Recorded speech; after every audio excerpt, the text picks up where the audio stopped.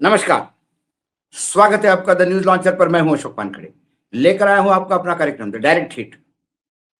भाजपा के राष्ट्रीय अध्यक्ष नवीन नितिन की विधानसभा सीट फंस गई बिहार में, क्योंकि वहां अब उपचुनाव में चुनाव लड़ेंगे पीके और उन्होंने सीएम सम्राट को खुली चुनौती दी। मोदी की इज्जत दांव पे है, क्योंकि बीजेपी में जो कुछ भी होता है, हार या जीत, ये तो मोदी के नाम पे ही है। नितिन नवीन जब राष्ट्रीय अध्यक्ष बन गए तो उन्हें राज्यसभा लाया गया। उसके बाद जिस विधानसभा सीट से वो चुनाव जीते थे, वो सीट खाली हो गई और वहां अब उपचुनाव है। बिहार की सबसे बड़ी सियासी जंग, बांकीपुर से चुनाव लड़ेंगे प्रशांत किशोर और उन्होंने मुख्यमंत्री सम्राट चौधरी को बड़ी चुनौती दी। जन सुराज के संस्थापक और मशहूर चुनावी रणनीतिकार प्रशांत किशोर ने बिहार के बांकीपुर विधानसभा सीट पर होने वाले आगामी उपचुनाव को लेकर एक बड़ा सियासी धमाका किया है। एक मीडिया चैनल से बातचीत के दौरान उन्होंने ऐलान किया, यदि उनकी पार्टी की सहमति होती है तो वे बांकीपुर सीट से खुद चुनाव लड़ने के लिए पूरी तरह से तैयार हैं। प्रशांत किशोर ने इस उपचुनाव में मुख्यमंत्री सम्राट चौधरी के कार्यकाल का पहला जनमत संग्रह करार देते हुए कहा, यह मुकाबला महज एक विधानसभा सीट का नहीं, बल्कि मुख्यमंत्री के नेतृत्व, उनकी सरकार के कामकाज पर जनता के सीधे फैसले की कसौटी होगी। प्रशांत किशोर ने दावा किया कि बांकीपुर की जनता सम्राट चौधरी के मुख्यमंत्री बनने से काफी नाराज है। उन्होंने तर्क दिया कि साल 2025 के बिहार विधानसभा चुनाव में बांकीपुर के वोटरों ने सम्राट चौधरी के चेहरे पे नहीं, बल्कि तत्कालीन मुख्यमंत्री नीतीश कुमार के नाम और काम पर अपना समर्थन दिया था। भारतीय जनता पार्टी को सीधी चुनौती देते हुए उन्होंने कहा कि अगर मेरे चुनाव मैदान में उतरने से बीजेपी बांकीपुर जैसे अपने पारंपरिक और बेहद मजबूत सीट हार जाती है, तो इस सियासी जंग में उतरने के लिए मैं पूरी तरह से तैयार हूं। प्रशांत किशोर का यह अप्रत्याशित ऐलान बिहार की राजनीति में इसलिए बेहद अहम माना जाता है, क्योंकि साल 2025 के मुख्य विधानसभा चुनाव के पहले उन्होंने सार्वजनिक रूप से खुद कभी चुनाव न लड़ने के संकल्प लिया था। उस समय उनकी दलील थी कि यदि वे स्वयं किसी एक सीट पर चुनाव लड़ेंगे तो पूरे बिहार में जन सुराज के अन्य उम्मीदवारों के लिए सघन प्रचार नहीं कर पाएंगे। इसी वजह से उन्होंने मुख्य चुनाव में किसी भी सीट से अपनी उम्मीदवारी पेश नहीं की थी।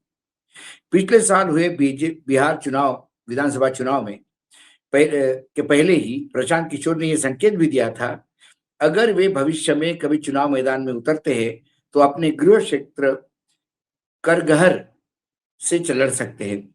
इसके बाद राघोपुर सीट से विपक्ष नेता तेजस्वी यादव के खिलाफ भी उनके उतरने की राजनीतिक चर्चाएं जोरों पर रही, लेकिन उन्होंने वहां से भी कदम पीछे खींच लिए। अब भाजपा के गढ़ माने जाने वाले बांकीपुर से सीधे चुनाव लड़ने की घोषणा उनकी एक सोची समझी और बदली हुई रणनीतिक चाल मानी जा रही है, क्योंकि इस बार केवल एक ही सीट पर उपचुनाव होना है।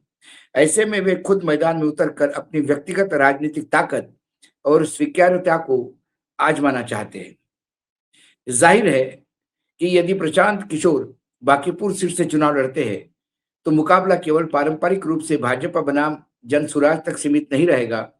यह चुनाव जहां एक तरफ मुख्यमंत्री सम्राट चौधरी के नेतृत्व में पहली सबसे बड़ी अग्नि परीक्षा साबित होगी, वहीं दूसरी तरफ रणनीतिकार से राजनीतिक बने प्रशांत किशोर की जमीनी राजनीतिक साख और स्वीकार्यता का भी सबसे बड़ा लिटमस टेस्ट माना जाएगा। यदि बांकीपुर विधानसभा चुनाव 2025 के मैं नतीजे आपको बता दूं, नितिन नवीन जो वर्तमान में बीजेपी के राष्ट्रीय अध्यक्ष बने हैं, उनको करीब करीब 98,299 वोट मिले थे, जिनका वोट शेयर 63.25% है। वो 51,936 के मार्जिन से चुनाव जीते थे। कुल वोटर थे 3,78,268। इसमें से 1,55,421 ने मतदान किया, यानी मतदान प्रतिशत 41.1% रहा। नोटा को 1464 मिले। अब जो उम्मीदवार थे 8-10, उनमें नितिन नवीन को, जैसा कि मैंने कहा, कि 63% वोट मिले, करीब करीब 98,299। रेखा कुमारी आरजेडी की 46,363, 29% या 30% कह ले। वंदना कुमारी जेएसपी 7,717, 4 यानी 5%। Pankaj Kumar AAP 790, Ravi Kumar independent 666, Sajjad Hussain Akhtar independent 546, Akhilesh Kumar independent 403, Niranjan Kumar Acharya RTO RP 361 और प्रकाश चंद्र शर्मा जेपी के 270 के आसपास। यही उनका पिछला चुनाव का रिकॉर्ड रहा। यदि मैं इसको बीजेपी का गढ़ इसलिए मानते हैं कि 2010 में बीजेपी यहाँ पे करीब करीब 72.1% मत बीजेपी को मिले थे। 2015 में फिर बीजेपी यहाँ पे 60.6% लिया। 2020 में ये घटकर 59%, 6% हुआ, लेकिन 2025 में ये 63.2% हुआ। और ये सीट इसीलिए बीजेपी का गढ़ मानी जाती है।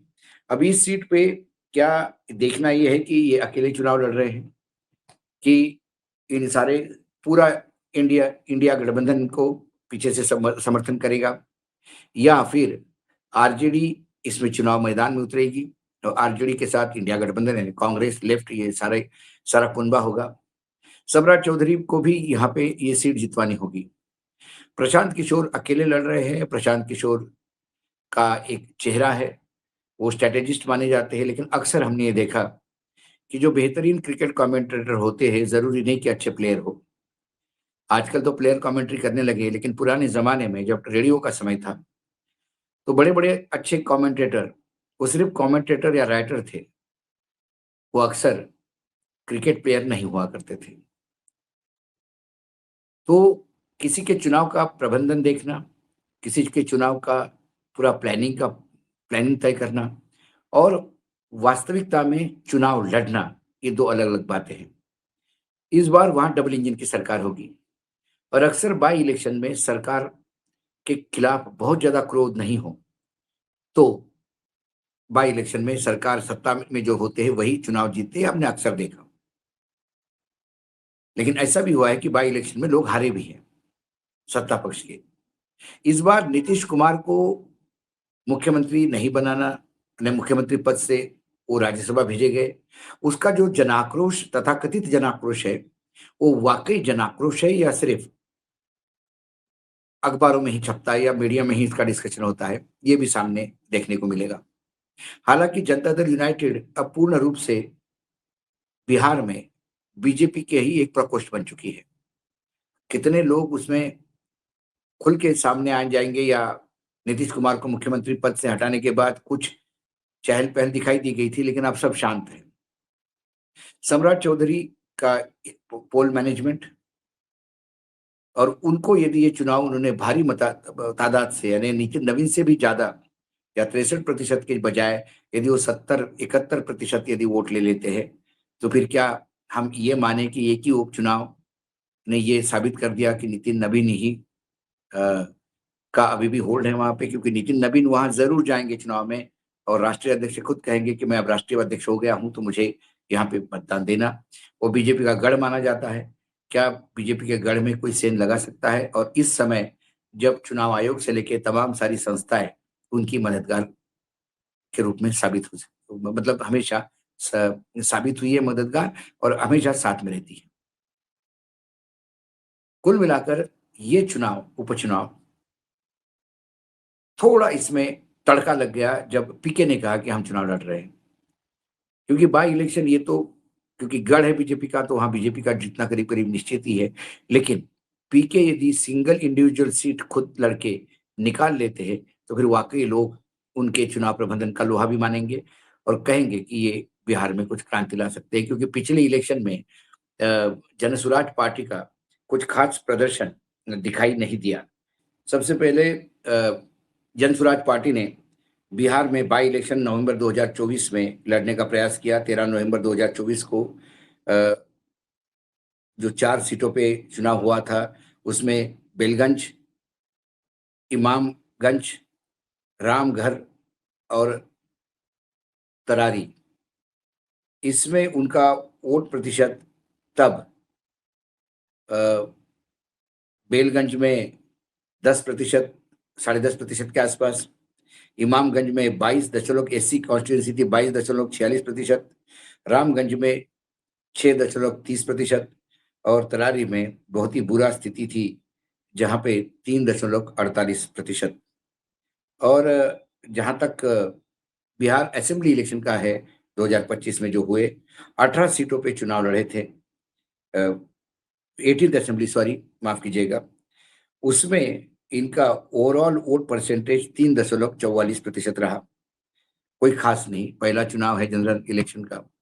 और इस वोट प्रतिशत से यदि हम देखें तो वाकई कि ये सीट फंसती है या नहीं, लेकिन फिर पीके को हम नजरअंदाज भी नहीं कर सकते, क्योंकि पीके चुनाव जितवाने में एक्सपर्ट माने जाते हैं और कई बड़े बड़े राज्यों में उन्होंने दावे किए, इंक्लूडिंग जो नरेंद्र मोदी 2013 में आए सत्ता में, उसका भी दावा इनका यही था कि पूरा इलेक्शन मैनेजमेंट पीके ने किया था।